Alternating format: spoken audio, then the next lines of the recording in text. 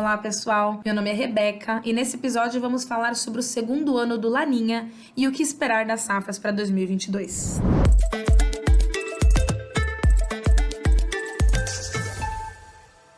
Estamos aqui também com o Fernando Hansel, que é agrônomo sênior da Mosaic. Boa noite, Rebeca. Boa noite a todos. Estamos aqui também com o Lucas Codonhoto. O Lucas, ele é gerente de culturas aqui da Mosaic. Boa noite, muito bom estar aqui com vocês. E nosso convidado especial, que é o Celso Oliveira. O Celso, ele é agrometeorologista da Climatempo. Boa noite, Celso. Muito boa noite, Rebeca, Fernando, Lucas. Boa noite a todos. Muito obrigado pelo convite. Vamos falar aí sobre esse segundo ano de Laninha.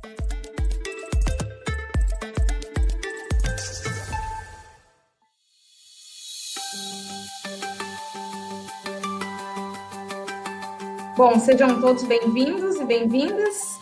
Já dando aqui início, né, ao nosso tema, Celso, a gente tem ouvido falar, a gente vê publicação mostrando, né, os efeitos do El Niño, do Laninha. Consegue começar explicando para a gente o que são esses fenômenos? Pois não, Rebeca. O fenômeno El Niño e Laninha são fenômenos que acontecem no Oceano Pacífico.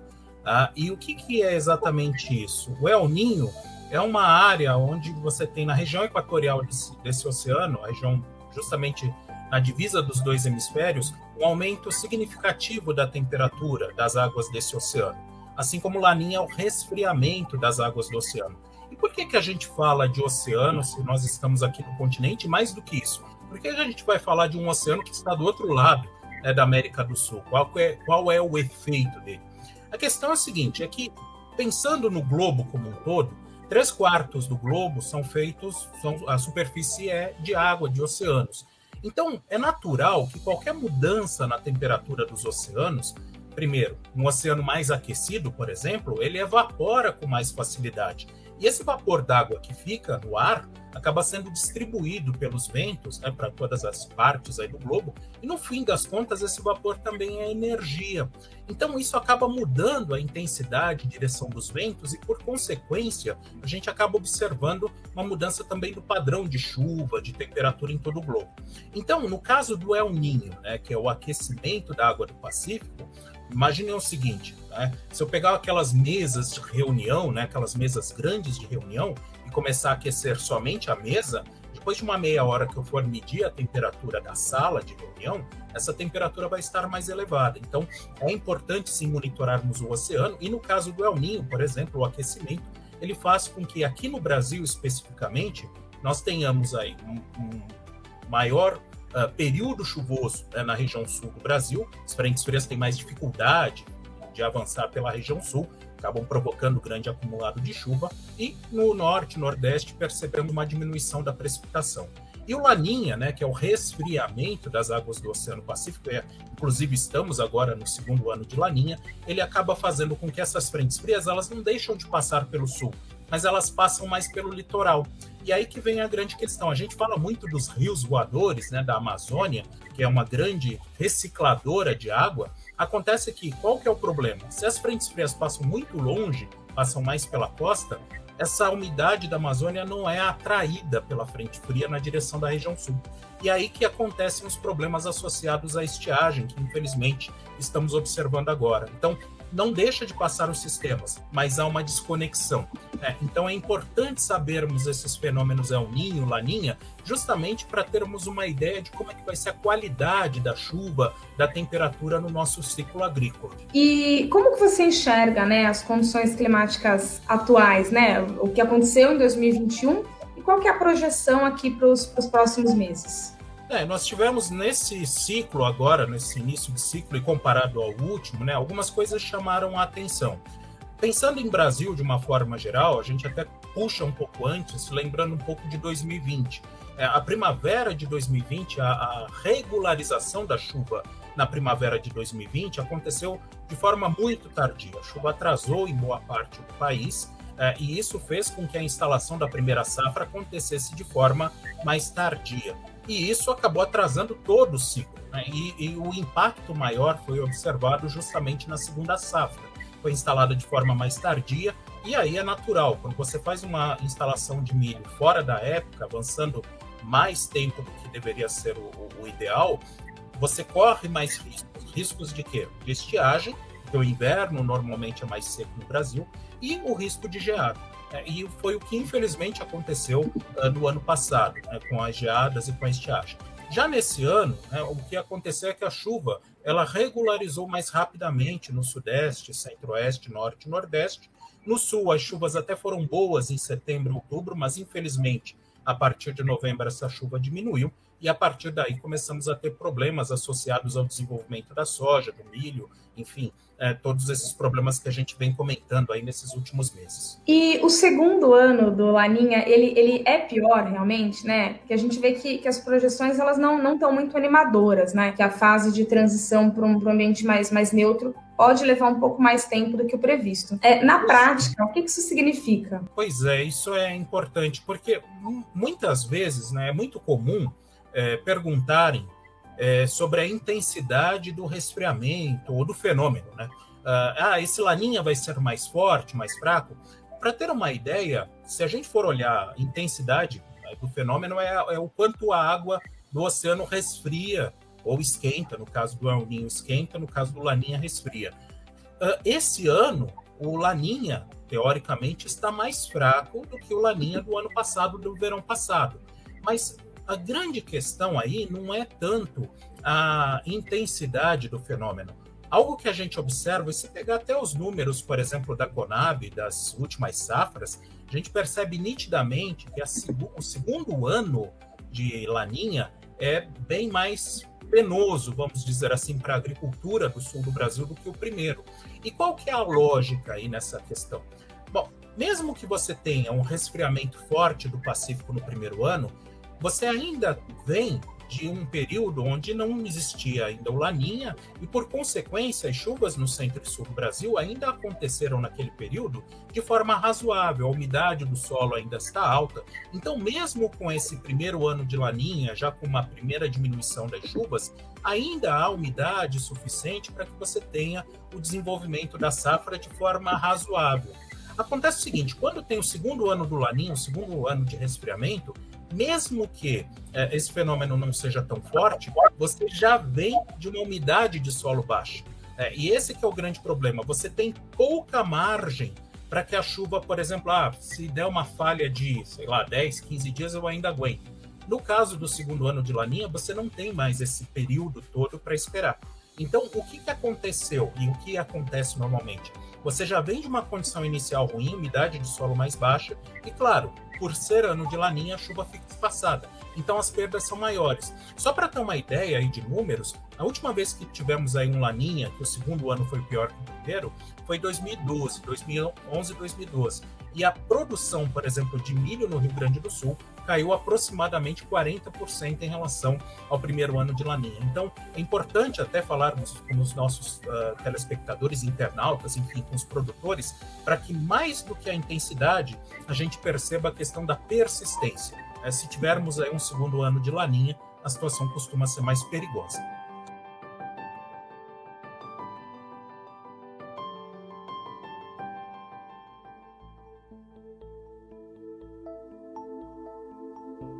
Celso, Rebeca, eu tenho uma pergunta para o Celso, se me permitir. Celso, passamos por um ano de Laninha, entramos no segundo ano de Laninha, tem perigo de um terceiro ano de Laninha? Como é que cuida com essa pergunta aí para não matar ninguém em casa aí, porque olha, o pessoal tá... Eu já vi notícias, né, falando de persistência do Laninha, né? Acontece o seguinte, existe como você prever, né? Existem modelos, né? Existem simulações que mostram como é que a temperatura do oceano vai se comportar. Mas existem também várias sondas, várias boias que são colocadas ao longo do Oceano Pacífico, até porque é um fenômeno importante que mexe com todo o globo, então o Oceano Pacífico ele é muito bem monitorado. E existem várias boias com temperatura, medindo a temperatura do oceano, desde aqui da América do Sul até a Oceania. E até 300 metros de profundidade. Então, a gente percebe o seguinte, o que é o El Niño, Laninha? Na verdade, não é um fenômeno que a água esquenta somente na superfície. Na realidade, essa área de água fria ou de água quente, ela vem por baixo do oceano, ela se forma, vamos dizer assim, perto lá da Oceania, da Austrália, avança por baixo do oceano, atravessa todo o Oceano Pacífico e aflora aqui perto da América do Sul, dando origem aos fenômenos. Muito bem. Acontece o seguinte, durante todo a primavera e verão desse ano, nós tivemos águas frias em profundidade que deram alimento para esse fenômeno Laninha. Acontece que de algumas semanas para cá, o que a gente vem percebendo é que essa área de água fria que alimenta o Laninha já está diminuindo a olhos vistos. E no lugar dela vem aparecendo uma área de água quente. Não chega a ser extremamente quente a ponto de falarmos, olha, vai ter um El Niño no final do ano. Não é o caso. Mas pelo menos é suficiente para falarmos sim, esse fenômeno Laninha ele tem data para acabar. Então, independentemente dos modelos de previsão do tempo, que aí você pode acreditar ou não acreditar, nós temos dados reais que mostram que essa água fria, né, que é responsável pelo fenômeno Laninha, ela vem perdendo força a olhos vistos. Então, pelo menos o término desse fenômeno a gente pode falar, e até mais do que isso, né? Aproveitando, uma coisa que também chama atenção é a própria reação, e aí eu vou entrar na questão de modelo numérico, mas o que os modelos estão mostrando com relação à chuva, né? Mostram que a gente vai ter aí no meio de ano com chuvas mais frequentes sobre o sul do Brasil, ou seja, as próprias simulações estão reagindo a essa ideia do término do Laninha e mostrando mais para frente, mais para o decorrer do inverno, chuvas mais frequentes no sul. Isso é uma grande novidade em relação aos 2 últimos anos. Uma pergunta agora específica aí para o Lucas e para o Fernando. Eu recentemente vi algumas orientações do presidente da Conab, Guilherme Ribeiro, sobre escalonamento da segunda safra do milho, né, milho safrinha. Por conta de tudo que aconteceu, né, nas condições climáticas. E eu queria ouvir um pouquinho de vocês, o que vocês pensam sobre. O que a gente tem visto no campo, Rebeca, é muito que traz segurança você escalonar realmente o plantio, né? Não plantar tudo de uma vez, a área total, porque você vai pegando faixas determinadas ali de datas de plantio, né?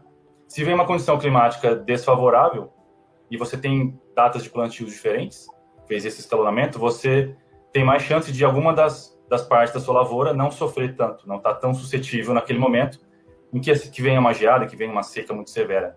Você vai ter plantas um pouco mais atrasadas e plantas mais evoluídas, né? Então você consegue ter uma maior produtividade em parte da sua lavoura, e aí isso melhora bastante a rentabilidade do agricultor. Não aposta todas as perfeito, acho que vem daquele conceito já antigo, né, que nossos avós diziam, enfim, olha, não investa tudo, né, todas as tuas fichas num jogo só, ou tudo numa coisa, né, quando a gente, né, acaba separando, como o Lucas mesmo diz, a gente acaba que se em algum momento eventual nós tivermos algum dano, a gente não está perdendo tudo, a gente está perdendo parte, então ele dilui o risco, digamos assim. Mas eu acho que um ponto também, Rebeca, para a gente colocar aqui, e isso de acordo com dados internos que nós temos da Mosaic, uma modelagem, que quanto mais tarde, por dia as perdas de potencial que eu tenho na minha lavoura. Então, ok, vamos escalonar, mas não vamos deixar para muito tarde, porque a consequência, em termos de produtividade, o potencial produtivo também existe, né? Então, dois pontos. É interessante, sim, nós separar, mas também não atrasar, né, muito o plantio, no sentido que, olha, eu estou perdendo o meu potencial produtivo diariamente. E aí, recentemente, também saiu uma matéria de uma seguradora estimando ali que metade dos contratos para soja e milho, Mato Grosso do Sul, Paraná, Santa Catarina e Rio Grande do Sul, devem ter algum tipo de aviso de sinistro aí.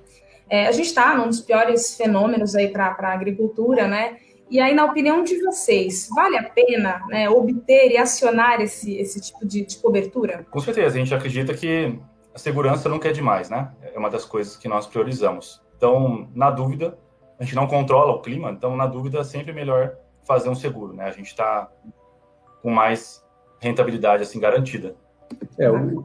O seguro é um jogo de sorte também, querendo ou não, né? Esse ano passado, os produtores que fizeram seguro, principalmente da região sul aqui, se deram muito bem, né? Produtores que estavam colhendo 5 sacos por hectare, por exemplo, 10 sacos por hectare, e no seguro eles firmaram 40, 45 sacos por hectare.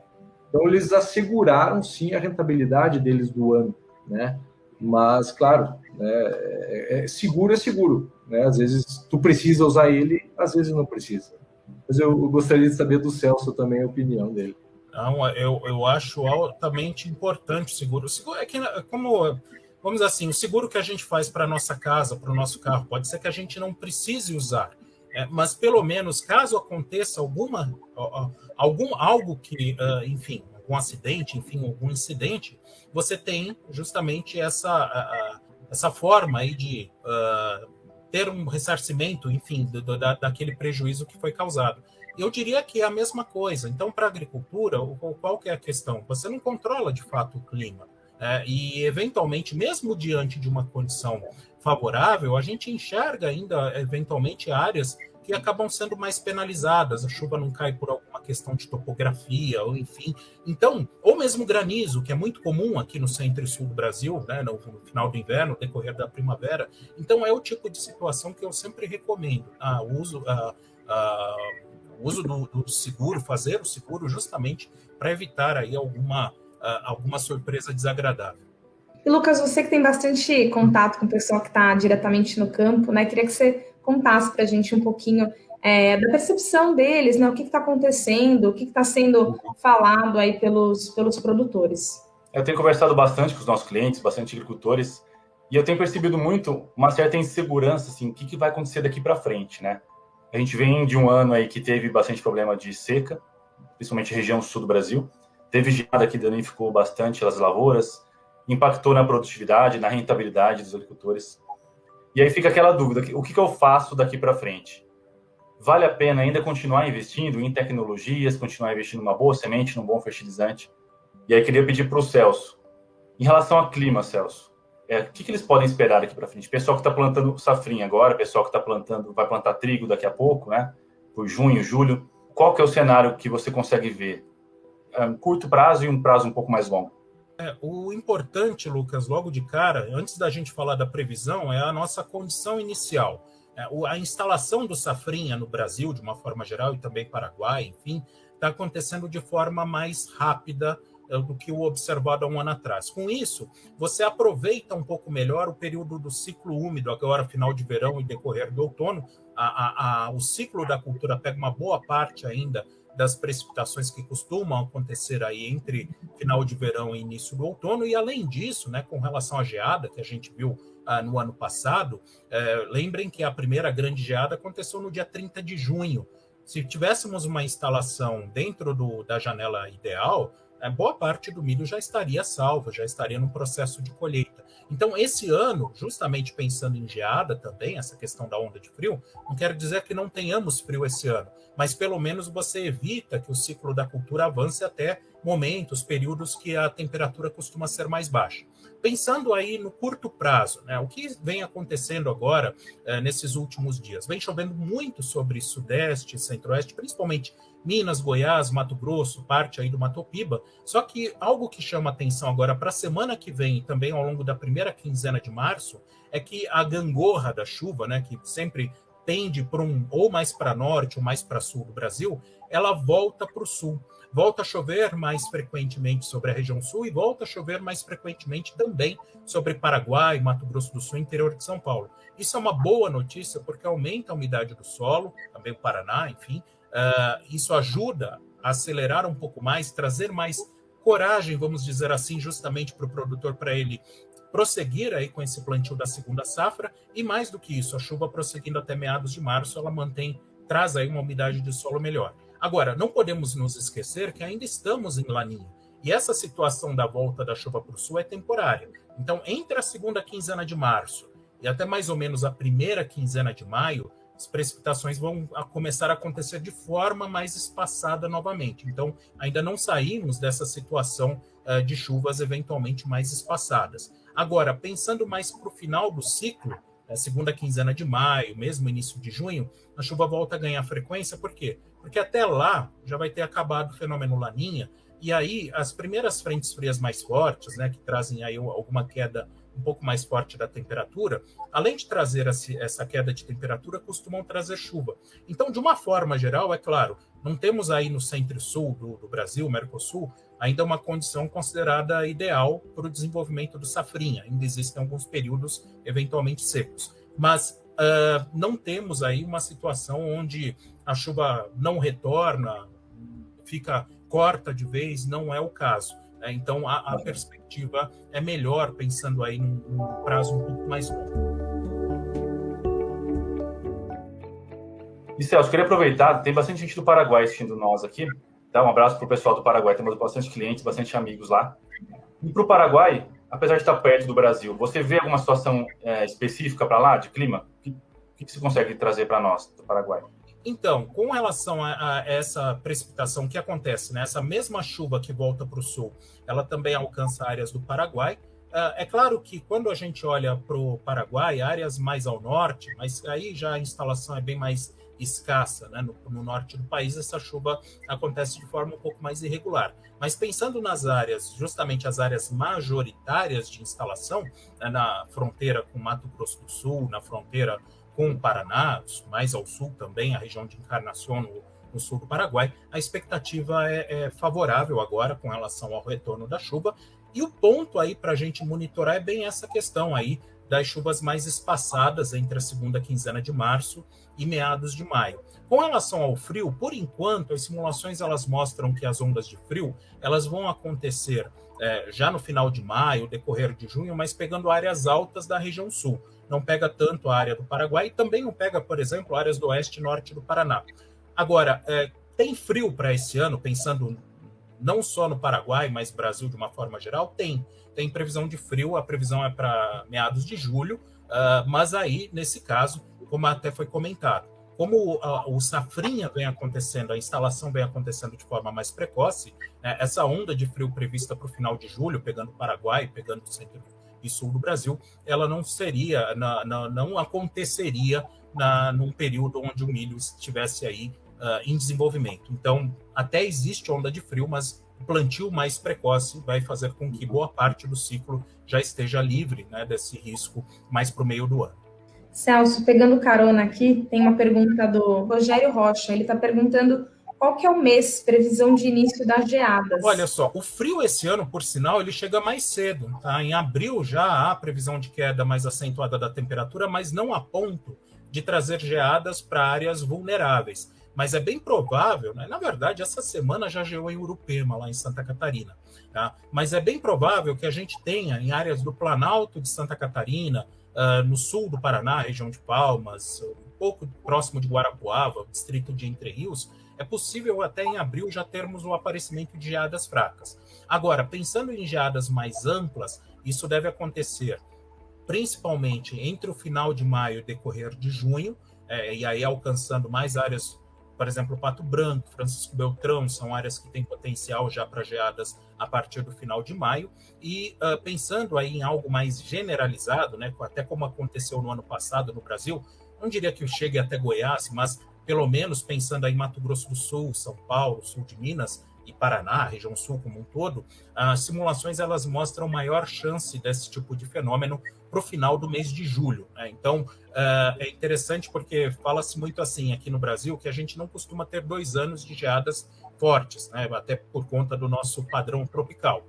Até ok, a gente pode usar esse tipo de estatística. Mas como no ano passado nós tivemos 3 quedas de temperatura num intervalo de 10 dias, se der uma geada esse ano, que seja forte, mas uma geada, ela já vai te trazer o prejuízo na agricultura e vai contemplar essa estatística. Então, para quem acredita muito nessa questão da estatística, de que um segundo ano não costuma ser tão forte na geada, ok, até pode-se pensar nisso, mas você não precisa ter a geada do ano passado, basta apenas uma madrugada. E, por enquanto, as simulações, sim, mostram essa possibilidade para o final de julho. Até eu ia emendar um pouquinho, Celso, nessa mesma pergunta, porque ano passado realmente foi bem intenso os frios, né? Não foi não foi 2, aí, inclusive o resto do Brasil sentiu essa... É previsível esse tipo de informação, por exemplo, a intensidade do frio? Só com um pouco tempo de antecedência, infelizmente. Então, assim, qual que é a premissa? Tá? Pensando aí em frio, né, em geada. Existem alguns estudos, e vou entrar de novo na estatística, que foram feitas para café. Né? O café é uma das culturas mais antigas aqui do Brasil, pensando aqui em Centro e Sul, então tem bastante estudo sobre isso, né? E principalmente na época do Paraná, até a geada de 75, que depois dizimou o café do Paraná. Mas é interessante que, pensando em El Niño e Laninha, entre El Niño e Laninha, quem é que tem mais chance de trazer geada? Nenhum dos dois, é a neutralidade. Ou seja, quando foi feito o estudo de estatística, quais anos de El Niño, tem quantas geadas? Tiveram X geadas, né? Ano de Laninha, tantas geadas. E sem El Niño e nem Laninha, quantas geadas tiveram? Justamente nessa situação entre o El Niño e o Laninha é que tem maior chance da entrada de ondas de frio fortes. E aí que vem o problema. No ano passado, nós tivemos Laninha, né, no verão passado, mas um pequeno período de neutralidade que aconteceu justamente em meados do ano, que foi suficiente para a entrada dessas fortes ondas de frio que a gente viu ali entre final de junho e julho.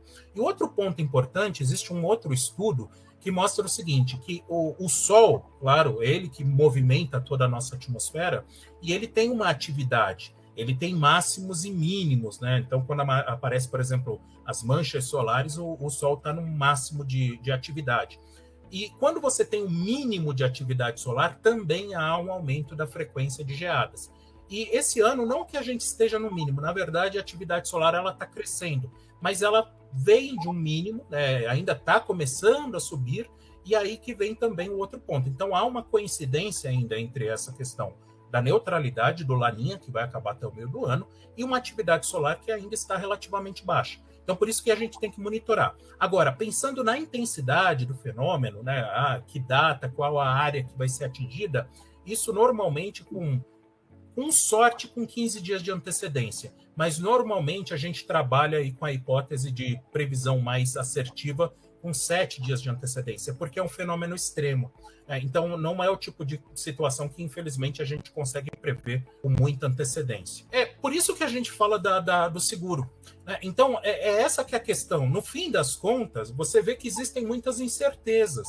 Então, a gente está, claro, falando do padrão climático. Então, para que serve a meteorologia se ela não consegue me dar precisão? Ela consegue te dar uma ideia de qual é o cenário que você vai enfrentar para os próximos meses. Cuidado, usa uma cultivar de ciclo mais longo, pode abusar e tentar um curto, porque tem mais chance da chuva ser mais frequente. Enfim, você consegue desenhar alguns cenários. Mas pensando nos extremos, isso realmente, a previsibilidade é bastante baixa. E aí, realmente, o máximo que você pode fazer, infelizmente, é essa história mesmo do casaco.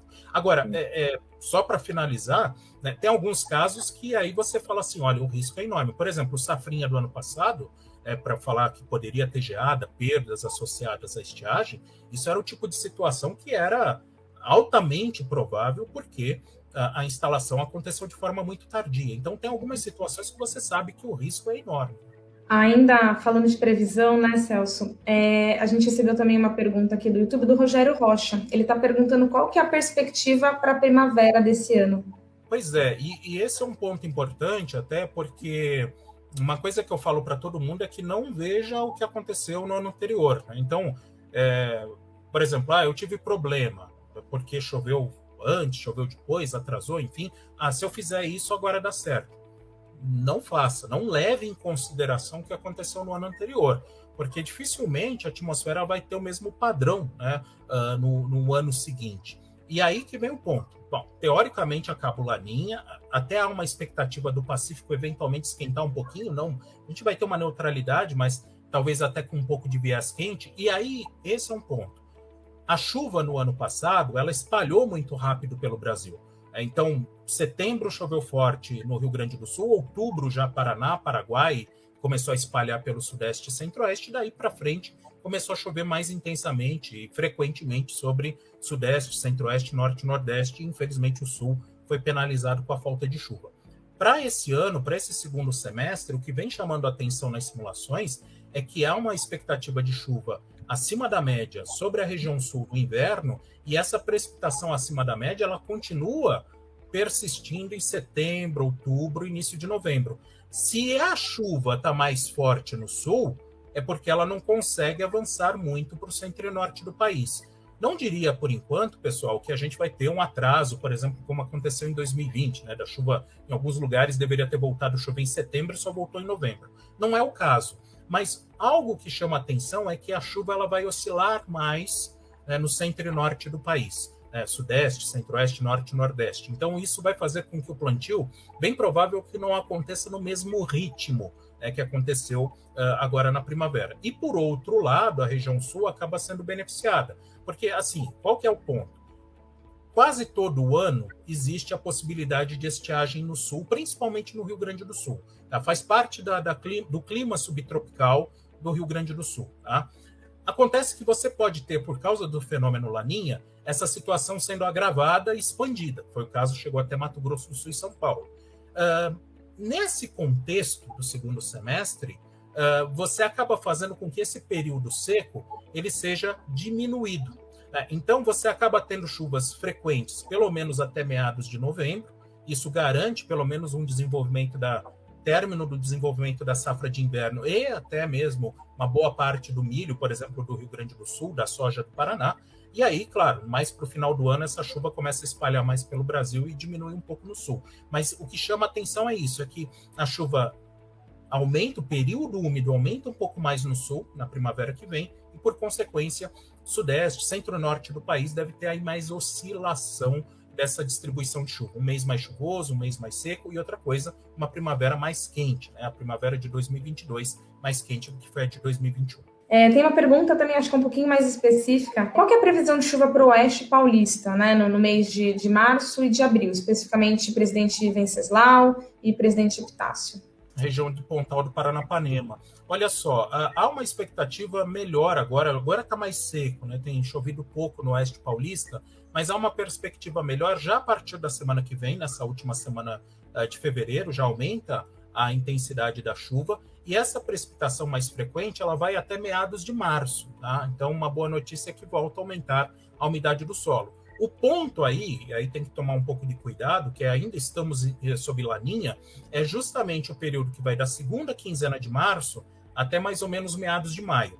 Não é ausência, não é, vai ficar 60 dias sem chover no Pontal do Paranapanema, não é o caso.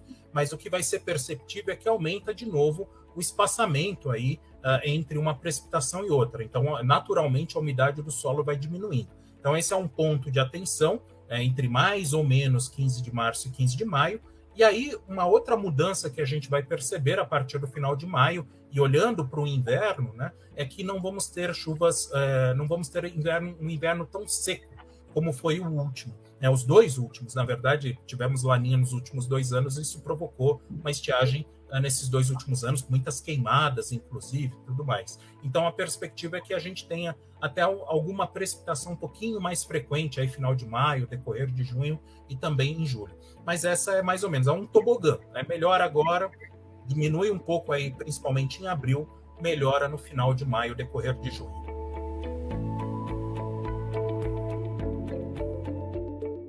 E aí, Fernando, uma para você, a gente sabe que a gente não consegue controlar, né, os efeitos abióticos, né, que entram as questões climáticas, porque é algo que está realmente fora da nossa alçada. Mas a gente, como ser humano, a gente consegue se fortalecer, né, nutricionalmente para conseguir enfrentar algumas adversidades. Quando a gente fala das plantas, né, a gente consegue fazer algum trabalho nesse sentido também? Não, com certeza, Rebeca. Colocaste muito bem, né, que a gente não consegue eliminar, né, não tem, né, a gente não vai ser louco dizer, olha, faz tal coisa que vai dar tudo certo, não, né, a gente consegue mitigar os efeitos, a gente consegue aumentar a tolerância das plantas, existem algumas estratégias, sim, né, agronômicas, para esse aumento da tolerância das plantas a um estresse, né, vamos lá, se a gente olhar para uma planta, né, aqui estão as folhas, tal. As folhas servem para quê? Fazer fotossíntese, né? Captar energia luminosa, né? Produzir açúcares. Aí vai lá, caule, né? Transporte de açúcares. E raiz, absorção de água e nutrientes, né? Então, se nós queremos aumentar a tolerância de uma planta à falta de água, por exemplo, que é um dos estresses abióticos, que nós somos talvez o principal, né? O que nós temos que fazer? Aumentar o sistema radicular. Né? Para aumentar a tolerância de uma planta a um estresse hídrico, nós temos que estabelecer e gerar manejos que propiciam um bom desenvolvimento radicular. Né? Quanto maior é o volume de solo explorado, maior é a probabilidade da planta absorver água também. Né? Então, esse é o primeiro ponto. Né? Como fazer isso? Como fazer isso? Como aumentar o sistema radicular de uma planta? Primeiro ponto que talvez é a base de todo o sistema produtivo. Corrigir a acidez pH, né, do solo. Né? Com o pH mais baixo, nós temos a presença de alumínio. O alumínio ele é tóxico para as plantas. As plantas, quando a raiz chega lá, encosta no alumínio, parei de crescer. Né? Então, esse é um dos principais problemas que nós temos a nível de Brasil e Paraguai, é a falta de calagem, né? Que é a base de todo o sistema produtivo. Temos também todo o efeito físico do solo, né? Quando eu tenho algo físico que está restringindo que minha raiz ela se aprofunde, né? Como uma compactação do solo, a raiz ela vai acabar se limitando em superfície. Como eu contorno isso? Bom, rotação de culturas é uma boa estratégia, né? Quando a gente rotaciona culturas, na verdade, nós estamos rotacionando o sistema radicular também, né? A gente faz assim com o solo, né? Tende a trabalhar com ele. Além disso, também uma adubação superficial, né? Ou fertilidade superficial, vamos dizer assim, fertilidade superficial. A raiz, por que a raiz ela vai crescer em profundidade se a comida dela está ali? Para que ela vai gastar energia? Né? Se eu fosse uma planta, né, e é assim que eu acredito que ela pensa, eu vou investir minha energia toda para os meus filhos, né, para reproduzir, para propagar a espécie. É assim que a planta pensa. Então, se ela não precisar gastar energia, ela não vai gastar. A própria rotação de culturas tende a trabalhar com perfil, né, e quimicamente a gente trabalha com calcário, com gesso. A gente acaba que proporcionando um ambiente favorável para o crescimento radicular. Primeiro ponto, tá, Rebeca? Segundo, nutrição, né? A função dos nutrientes nas plantas, eles vão além de só produzir grãos, né? O status de saúde de uma planta passa por uma planta bem nutrida. É o que a gente brinca, a avó da gente diz, né? Ó, meu filho, né? Neto, né? Coma para ficar bem fortinho, é tolerância. Isso dá tolerância para a planta a estresse, sejam bióticos ou abióticos. E aí nós temos exemplo, por exemplo, nutrientes como nitrogênio, fósforo, boro, são nutrientes extremamente importantes para o crescimento radicular, né? Então, esses nutrientes, eles auxiliam, colaboram para que a planta ela possa se desenvolver vegetativamente, tanto da parte aérea, mas também da parte radicular. Então, nos aumenta a tolerância a estresse, né? E outros nutrientes, por exemplo, o magnésio. Magnésio, pessoal, toda vez que a planta ela tem um estresse, a planta ela produz uma toxina internamente, vamos abreviar aqui, fins, né? Eros, né? Ela produz eros, que é uma substância tóxica, né? É uma substância que a planta sofre com estresse e ela acaba produzindo mais desses eros. Consequentemente, ela fica doente. Isso é o que acontece em uma planta estressada. O magnésio, um dos nutrientes, né, de extrema importância e muitas vezes esquecido, ele é o faxineiro, aquele que limpa essa bagunça lá dentro. Então, o teor de magnésio, né, uma planta bem nutrida, o magnésio, ela tende a reduzir os teores de eros dentro da planta. Consequentemente, eu tenho plantas mais toleráveis, né, que estão tolerando mais esse tipo de estresse. E, claro, também o potássio, já sabido, por exemplo, né? O potássio é um nutriente que controla a entrada e a saída de água das plantas pelas folhas, né? Então, pessoal, segredo, né? Não é que seja segredo, mas nós falamos da base e quando a gente fala de nutrição, é a nutrição balanceada, né? Nós temos que ter um balanço nutricional, todos os nutrientes de forma balanceada vão conferir saúde para a planta e, consequentemente, tolerância a estresse, sejam eles abióticos ou bióticos. Muito bem interessante isso, né, Fernando? A gente não consegue controlar o clima, como a gente estava comentando. Então, o que eu consigo fazer? Eu consigo capacitar minha planta. Ela vai ter que passar pela situação. Então, como que eu consigo deixá-la mais forte? Como a gente, quando está bem alimentado, a gente enfrenta melhor as situações da vida, né? E a gente parar para olhar do ponto de vista da planta. O que ela precisa? Que hora que ela precisa, né? E a Mosaic Fertilizantes busca muito isso, porque como a nossa missão é de ajudar o mundo a produzir os alimentos que precisa. Como a gente consegue fazer isso, da nossa parte como empresa, levando um fertilizante que entregue o que as plantas precisam na hora que elas precisam, né? Eu queria aproveitar só para citar esse ponto, porque você trouxe essa nutrição com tanta importância para a planta ter um desempenho melhor, e aí ter essa base aí que a calagem é feita, o nutriente, qualquer nutriente que você põe vai ter um efeito melhor, né? E a Mosaic hoje desenvolveu já vários produtos pensando nessas necessidades. Por exemplo, o Excellent, que ele entrega o nitrogênio estabilizado, né, que consegue deixar o nitrogênio por mais tempo ali para ser aproveitado pela planta. A gente tem o Performa, que entrega o boro que você falou de maneira gradativa, então a gente pega pontos específicos que a planta precisa dele, primeiro no crescimento de raiz, depois na parte de floração, para ter uma boa floração, um bom pegamento de vagens, o magnésio para ter todo esse balanço dentro da planta. Então hoje já existem fertilizantes que têm, sim, alta tecnologia, que conseguem entregar os nutrientes para as plantas de uma maneira muito mais especializada, né? Muito mais profissional, vamos dizer assim, porque chega na hora que ela precisa realmente, na quantidade que ela precisa. E aí chegou mais uma pergunta, né? Aproveitando o Celso aqui com a gente, tem uma pergunta do Rogério, né? Ele falando, pensando no panorama de estiagem das 2 últimas safras, principalmente no sul, parte do sudeste e Paraguai. O produtor ele pode pensar numa próxima safra com uma melhor distribuição pluviométrica, né? E, consequentemente, buscar um melhor investimento na lavoura para ter mais produtividade, reduzindo, assim, as perdas dos últimos anos?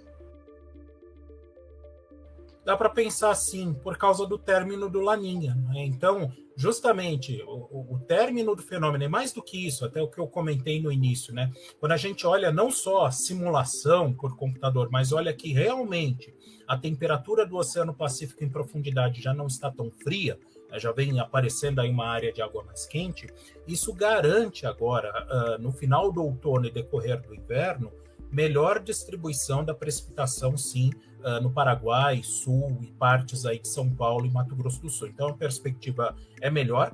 O único ponto, né, só a cautela, é que a gente fala muito, o Laninha acabou, e de fato, no oceano ele está próximo a acabar. Só que na atmosfera ela continua ainda sentindo o efeito. É mais ou menos como a gente eu falo assim, que a gente vai ferver a água na chaleira, e o fogo do fogão é o oceano, né? Nesse caso, vamos pensar num oceano quente. E a água fervendo ali é a atmosfera. Eu apago o fogo do fogão e eu vou olhar a chaleira, vou ver ainda a água movimentando um certo tempo até ela parar. A atmosfera é a mesma coisa, ou seja, se eventualmente, né, ouvirmos falar, o Laninha acabou no Oceano Pacífico. Ok, ela acabou no Oceano Pacífico, mas não na atmosfera. Ela vai ter ainda uma inércia até ela sentir, de fato, o término do fenômeno. Por que eu estou dizendo isso? Porque, embora a previsão a partir do final de maio seja melhor, ainda temos que tomar um certo cuidado com esse período agora de transição do verão para o outono, porque as chuvas vão ficar mais concentradas na porção norte do país, até com um padrão mesmo típico de Laninha. Então, mês de abril, principalmente, é um mês para a gente ficar mais atento aí ao espaçamento das precipitações. Depois disso, realmente, a partir de maio, junho, julho, o decorrer do inverno, a tendência é que as chuvas não sejam tão irregulares, tão espaçadas, e mais do que isso, né, como eu até comentei aí para o segundo semestre, que vem chamando a atenção aí para setembro, outubro, novembro, é uma maior permanência das chuvas sobre o centro e sul do Brasil, diferentemente do que a gente viu na primavera passada. Lucas, você comentou anteriormente sobre a planta ela ter um momento ali, né, de se alimentar, de ser nutrida. Como que o fertilizante, né, aqui até de uma forma bem lúdica, como que o fertilizante entrega isso na hora certa? Né? Como que o fertilizante consegue, de alguma forma, falar, não é agora, vou segurar um pouquinho mais aqui, né, esse nutriente, porque mais para frente pode ser que precise ou não. Como que é essa tecnologia, só para a gente conseguir entender um pouquinho melhor? Muito disso são as fontes que a gente usa das matérias-primas para produzir fertilizante, né? Então, a Mosaic trabalha com matérias-primas específicas, autênticas dela mesmo. Por exemplo, aí o Micro Essentials, que ele tem liberação do enxofre. Então, quando a gente vê o enxofre no solo, ele fica lá, não fica disponível muito tempo para a planta. Ele é carregado pela água da chuva com muita facilidade. Então, qual que é a tecnologia Micro Essentials? Ele entrega esse enxofre, parte libera na hora e parte ele vai liberando gradualmente aí para a planta conseguir usar tanto no início do ciclo quanto lá na frente. A gente tem Aspire, que faz a mesma coisa, só que com boro. Então, é uma fonte de boro que libera na hora e uma fonte de boro que libera gradual. As duas do mesmo produto.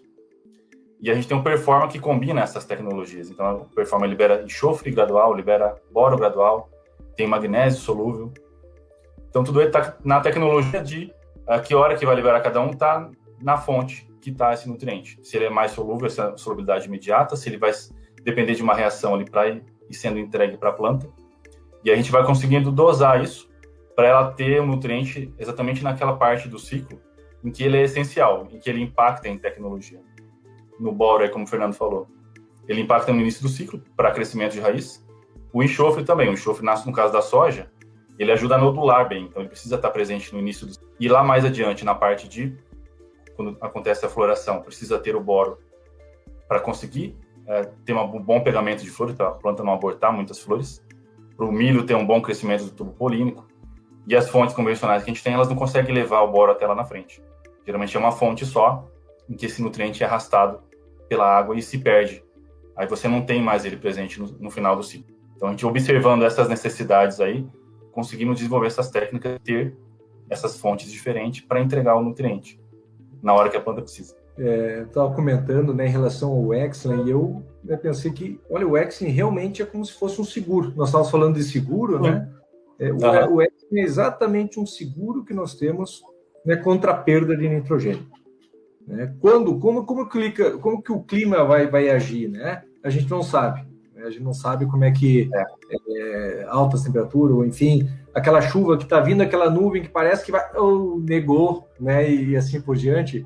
Tudo isso influencia no aumento da volatilização do nitrogênio. E o Excellent nos dá esse seguro, né? Negou aquela chuva? Não se preocupa, né? Ele está segurando lá, ele está protegendo a ureia, esperando a próxima, né? E assim por diante. Então, essa é uma tecnologia bem interessante também. Geralmente se usa ureia para milho e trigo aí.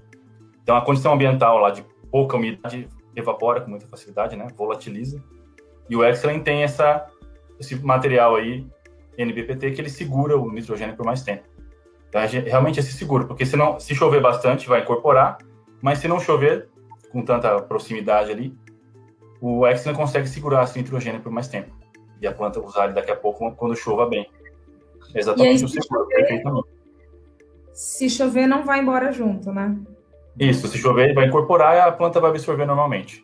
Mas mais o nitrogênio, ele volatilizar, né? Ele perder para a atmosfera. Não, e outra coisa, deixa eu aproveitar até para puxar também para o lado de clima, porque justamente, né, percebam a situação que a gente vive agora. As chuvas que aconteceram sobre a região sul foram muito irregulares, Paraguai, Mato Grosso do Sul, e foi exatamente isso que o Fernando comentou, de formar nuvens carregadas e eventualmente chover a 2-3 quilômetros da área que você tinha interesse.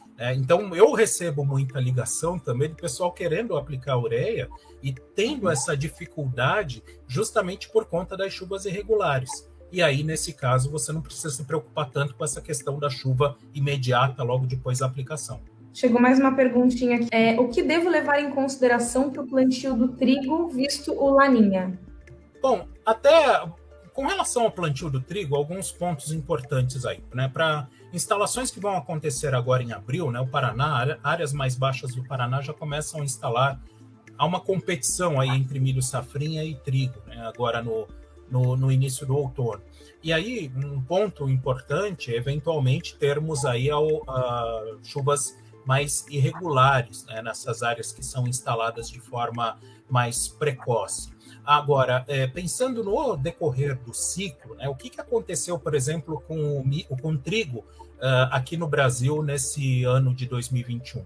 O Rio Grande do Sul teve uma boa produção, mas Paraná, São Paulo sofreram muito com a estiagem de inverno. E aí, pensando justamente no desenvolvimento do trigo mais para o meio do ano, a boa notícia é que ok, ainda tem uma certa influência do Laninha nessa instalação, mas pensando no decorrer do ciclo, né, aí mais para o final, para maio, junho, julho, a boa notícia é que já sem o Laninha, a perspectiva é que tenhamos chuvas mais regulares aqui entre sul de São Paulo, Paraná, que sofreram mais com a estiagem. Então, o cuidado aí com o Laninha mais no início da instalação, por conta eventualmente ainda de solo eventualmente seco, mas a perspectiva aí a partir de meados de maio para o desenvolvimento da cultura é bem melhor, não apenas Paraná, São Paulo, dei esse exemplo por conta das áreas que sofreram mais, mas pensando em toda a região sul, mesmo partes aí da Argentina, Paraguai, a perspectiva é melhor.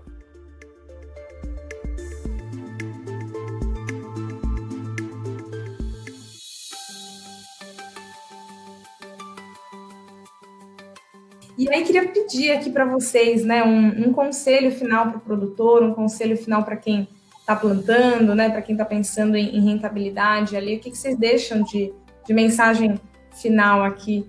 Olha, foram 2 anos complicados, né, para o Sul, esse verão especialmente, né? Então tivemos problemas com safrinha, tivemos problemas com a safra de verão, infelizmente, em função aí da estiagem. Mas o importante aí é percebermos, primeiramente, o causador disso, né, principalmente olhando para esse verão, ele já está perto do seu final, né, que foi o fenômeno Laninha. E isso garante aí um padrão climático, né, principalmente para o final do outono, decorrer do inverno e inclusive a próxima primavera, melhor, né? E claro, sempre olharmos aí para situações que podem nos ajudar. Então, a gente comentou, por exemplo, da questão do seguro, eventualmente. Isso é o tipo de situação que, pensando em clima especificamente, é o tipo de situação que é recomendável, porque, como eu até comentei, né, você pode ter uma lavoura linda e cai uma chuva de granizo exatamente em cima da área que você está cuidando e aí perde todo o trabalho do ano. Então, é algo que a gente precisa sempre monitorar. E um ponto importante, a Climatempo, ela sempre está do lado do produtor, ao lado do produtor aí para trazer produtos que possam ajudar aí justamente nessa tomada de decisão e até mesmo a própria consultoria, né, através justamente os meteorologistas, eles servem para traduzir todos esses números que aparecem de chuva, temperatura, justamente para uma tomada de decisão melhor do produtor. Eu agradeço muito pela oportunidade que a Mosaic trouxe aí para a gente poder falar aí um pouquinho sobre Laninha. Muito obrigado. A gente que agradece, Celso. Lucas, seu conselho final aí. Eu queria também agradecer a oportunidade de estar conversando aqui com vocês, com o pessoal que está nos assistindo. E eu achei bastante importante as palavras do Celso ali, no sentido de olhar esse ano como esse ano, né? A gente não considerar o que vai ser igual ao ano passado, o que vai ser igual ao ano anterior. A gente aprende com o que aconteceu, mas não dá para dizer que exatamente a receita do ano passado vai dar certo esse ano. Então, por isso que eu achei tão importante essa conversa de hoje aqui sobre clima, de ver possibilidades de clima. A gente entendeu um pouco também do portfólio da Mosaic aqui. E eu queria dizer isso, que a Mosaic está do lado do agricultor, entendendo as necessidades deles e buscando desenvolver negócios, produtos que ajudem no negócio dele. A gente quer que o negócio da agricultura, da pecuária, cresça. A gente quer estar junto com isso, do lado de vocês. Perfeito. Hansel, suas mensagens finais aí. Bom, o que eu gostaria de dizer é que realmente nós não conseguimos evitar, né, um estresse climático, né, abiótico foge do nosso controle, né, mas nós temos sim ferramentas que a gente pode trabalhar para aumentar sim a tolerância das plantas a um estresse. Comentamos sobre algumas ferramentas, né, é interessante o produtor que não começar a pensar, né, para frente, né, o solo ele tem memória. O solo ele tem memória e a planta lê a memória do solo, né? Então é interessante ele pensar a longo prazo, né? O produtor sempre guerreiro, né? Sempre pensando, não desiste, deu seca, ano que vem vou de novo, planto, vou, né? Porque ele sabe, né? Que depois do sol vem a chuva, no caso da Laninha, e depois da chuva vem o sol, né, no caso. Mas enfim, né? Sempre está se preparando. A unidade produtiva dele é de onde ele tira o sustento, invista para ele poder colher os resultados. Chegamos ao final do nosso episódio. Queria agradecer aos nossos convidados e aos nossos ouvintes. Até a próxima!